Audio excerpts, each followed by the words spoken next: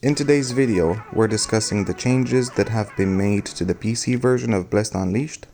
How soon can we expect them to come to the console? What these changes are, so what kind of S grades we're getting next, and more importantly, what kind of dungeons are coming.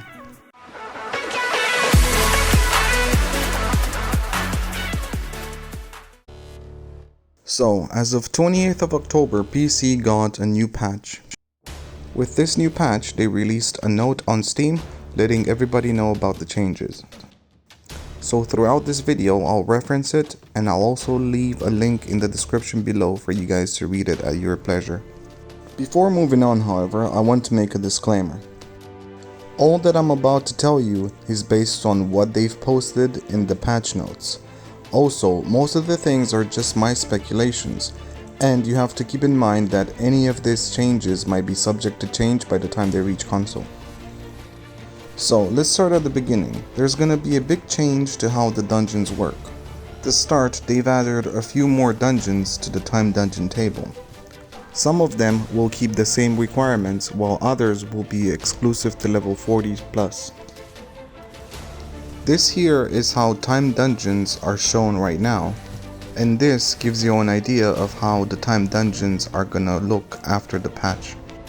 So that means we'll have more variety when it comes to what kind of dungeons you want to do.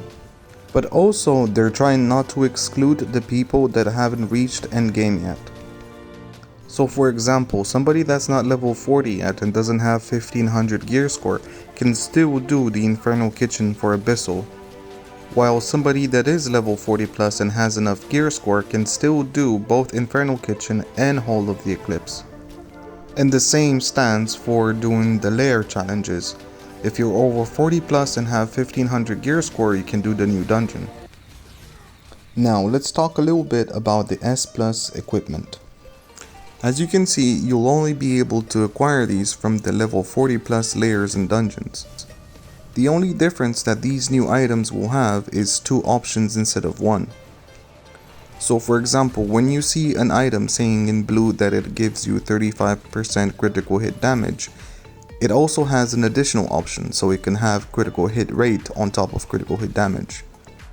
Now I haven't seen the new weapons, so I doubt they'll be that overpowered, but I think you can expect something like, let's say you have an item that gives you critical hit damage, and you'll get something that gives you maybe a bit of HP. We'll just have to wait and see and consult with people that play on PC. Now on the patch notes it says that they drop superior alchemy stones when you salvage them, but we'll get more into that later on. The thing that's worth mentioning the most is the fact that you can have a chance of obtaining these items 3 times a day. And also, the normal S grade have a double chance to drop from these dungeons. So with that, I suspect that most people will still use the normal S grades, and only a handful of veteran players will use some of the S grade plus equipment. Next, we're gonna cover the PvP situation. If you're not interested in the PvP part and want to know about the blessings, skip to 4 minutes and 45 seconds. I'll cover this bit as quickly as possible because I realize that not that many people are interested in it. So we finally have a new PvP season. It's gonna have 4 difficulty levels, and each level consists of 12 missions that you can do on the battlefield or the Warlord's Arena. So each level you'll have a new little tab that shows what kind of things you need to accomplish and what kind of rewards you're gonna get by accomplishing them. You also have conditions and how to earn experience from both battlefields and Warlord's Arena, along with the titles that you can earn by leveling this up. And lastly, there's gonna be a casual mode in Warlord's Arena and a 1v1 dueling system. I think the dueling system is added just so you can settle some scores if you have any arguments with one player in particular.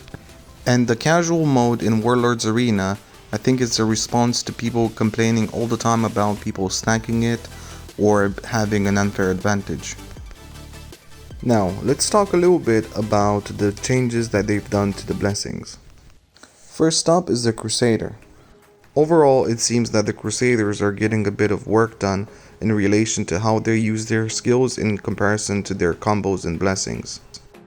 On top of which, it seems like they're trying to push Crusaders into playing more of a bleeding type meta. But I think that plays out very good because most of them were trying to do that anyway. Next up are the Berserkers.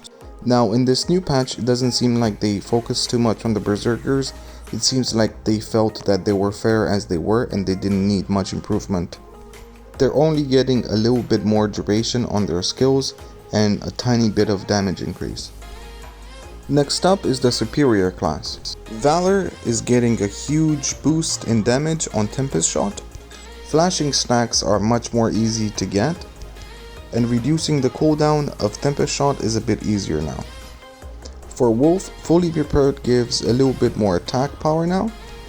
And the Threat of the Beast, instead of boosting everybody's attack power by 40%, is nearly 55% now, which is crazy. Next up are Mages. Seems like Gift of Valor is gonna get a big boost on how well it synergizes with Frost skills and Arcane skills. If I'm reading this right, it seems like you could possibly have 3 Frost Novas charged or even 3 Blizzard charged up, which is sick. Lionheart is getting an undeserved boost in damage, and Crescent Moon seems to get a big boost in skill cooldown reduction. Lastly, we have the Priests. It seems like Valor is getting a big boost in getting critical hit damage on top of critical hit rate, and Lionheart is getting a bit of a damage increase. Also, a few more adjustments of how your blessings and combos synergize with Blades of Justice. Now let's talk a little bit about the changes about binding the S-grade equipment and what the alchemy stones do. So from now on, it seems like it's much more difficult to swap gear between your characters. When you equip an item to a character, it's gonna get bound to that particular character. Also, they're gonna add a new system that lets you re-roll the runes on a piece of equipment. To acquire the materials to re-roll the runes on a piece of gear, you need to use alchemy stones, which can be obtained by salvaging S-grade gear. It seems to work the same way for S+ gear. You have to salvage the S+ gear to get the special alchemy stones. Lastly, there's gonna be a big change in fail stacking. They will be increasing the success rate on refining items to +2 and decreases the chances of breaking a piece of gear, on top of reducing the amount of additional success rate that you get when you do break a piece of gear. So right now, when you break a piece of gear, you get 7.5 additional success rate.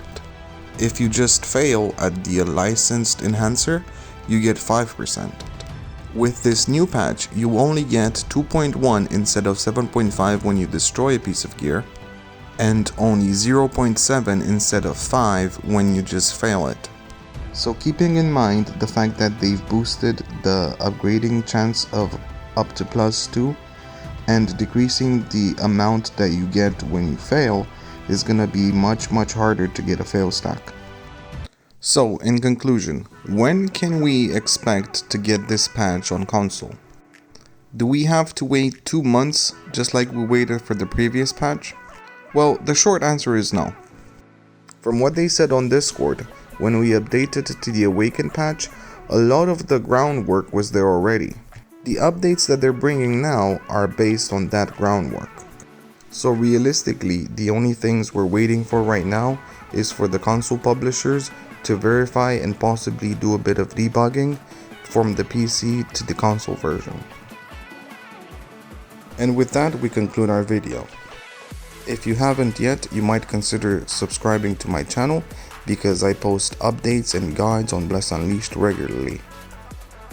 Thank you very much for watching and take care.